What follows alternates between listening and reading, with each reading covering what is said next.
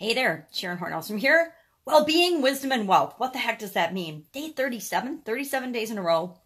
I've popped on here as Pajama Grandma, Sharon Horne-Ellstrom, by the way. In case you haven't met yet, go ahead and put hashtag pajama in the comments below. So that's the first time you're being exposed to Pajama Grandma and all my interestingness. Today is going to be the last day, I think, for a while in this series of sharing different cards. The end of the year for me, and I don't know, maybe for you, tends to be a little hectic and chaotic. And we had especially a lot of strange things going on in this December. So I needed some things to keep me focused and keep me on the positive and keep me going down the right track. So I like to but I like to use these various card decks. There's all different card decks. Lots of books have been made into cards. Some of them are more technical and they're more like flashcards. Other ones are just kind of the key sayings, the key learnings from books, which is kind of like getting the cliff notes, but in card form, so I can carry them with me. So during this stressful time, I decided, okay, I need a little booster. I need a little reminder. What can I do? So I grabbed a couple decks, one for health, wealth, and relationships, because those are the three big areas that trip most of us up. And I decided I would read for me, and since I was doing it for me every day anyway, I thought, why not share it with you? Because I'm probably not the only one feeling this way. I'm probably not the only one that finds the end of the year a little bit stressful, a little bit stressful, a little bit full of turmoil, and a little bit chaotic. So let's go ahead and take a look at the cards. Like I said, today will probably be the last day for a while that I do this. Not sure what I'm going to do for the new year. I'll surprise you. Pajama Grandma's always got some tricks up her sleeve. So let's go ahead and look at our well-being card from the deck, well-being, and I guess it's the Teachings of Abraham, well-being cards with Esther and Jerry Hicks. Yes, I'm looking at the card deck so I can see what it says. Today is, looks like a little girl in a cozy bed or a lady in a cozy bed. You determine the age. I have no idea. It says, the universe knows me and the universe adores me. The universe knows and loves you. God knows and loves you. Whatever you believe in an infinite being, an infinite universe, it knows you and it loves you. We're all connected.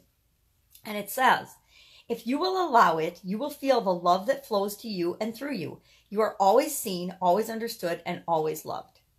I think that one of the biggest lies that we believe as human beings is that we're all alone and that we're the only one feeling the way we're feeling at any given time. I find it really comforting to think every once in a while, whenever I'm having a hard time or I'm struggling with something, that we like to isolate ourselves and think, oh my God, this is the worst thing in the whole wide world. It's only happening to me. But it's not. Probably the exact same way you're feeling right this instant is the way that millions, not just a couple of people, but millions of other people on this planet are feeling at the exact same time. If you're happy, guess what? You're not the only one happy on the planet. I read a study sometime, I can't remember what it was, but this is what tripped this and actually did the paradigm shift for me to realize that, hey, we're not alone. It's going to be kind of a graphic example. Not really, but here you go. It's about sex. When you're having sex, do you honestly think that you are the only person on the planet having sex? Well, no, obviously there's someone else with you, maybe more than one someone, depending on the way you roll, but no. And I can't remember, there was a statistic that said the amount of people that were usually having sex at the same time at any given time. And it was like a huge number. And that's what got me to thinking, well, if I'm feeling lonely or scared or anxious or frustrated or happy or delighted or in love, guess what? I am not the only one feeling that way. There are millions and millions of other people feeling that exact same feeling right now with me. So if I'm feeling excited about something, I am not the only one on the planet that's excited right now. There are probably 25 million people right this instant, even though it's early in the morning, feeling excited right along with me. It's the same thing for anything. Positive emotions and negative emotions. So why would we ever think that we're lonely and isolated? Because we're not. We are all connected. I know that's kind of woo-woo for some of you, but we are always connected. And all you have to do to know that is close your eyes, take a deep breath, and just realize the miracle that you're breathing. Are you the only one breathing right now? No, there's like 8 billion people on the planet all breathing right along with you. And there's enough air and oxygen for all of us, right? All right. So we live in an abundant universe that supports us. Let's just pop onto our wisdom card. Let's see what Louise Hay has to say today. She says, I am a harmonious being. I am a harmonious being. What does that mean?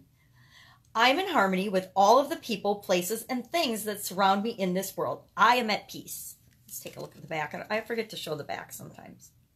And I know it's backwards. I haven't ever gotten to the point of actually turning my camera around so that you could read my text in back of me. Wouldn't that be fun? And finally, from Money and the Law of Attraction deck, it's again another Esther and Jerry Hicks deck along with the Teachings of Abraham. It says, money isn't everything, but, money isn't everything, but. You're right when you think money isn't everything. You certainly do not need money to have joy in your experience.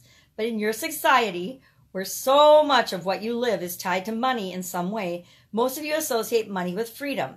And since freedom is a basic tenet of your being, excuse my throat today, then coming into alignment with money will help you establish a balanced footing that will be of value to you in all other aspects of your experience. So, money isn't everything, but guess what? It sure as hell helps. It sure as heck makes life a lot more comfortable and a lot more fun and a lot easier because it gives us a massive amount of freedom and choice. Now, I'm not even going to go into a whole discussion of money because we all know money is just paper, money is thought, money is an idea, money is an exchange of value. So if you want more money, find a way to be of more value to the universe and to the world around you. That's it. This is our final day of 2018. I hope you've had a fantastic year. I know mine has been an incredible roller coaster of ups and downs, and I am super excited to be in 2019. And I hope you'll come right along with me because the Pajama Grandma loves you, and I appreciate absolutely everything about everybody who takes the time and the energy to listen to me. Make it a fantastic year, and I will see you next year. Bye. Pajama Grandma out.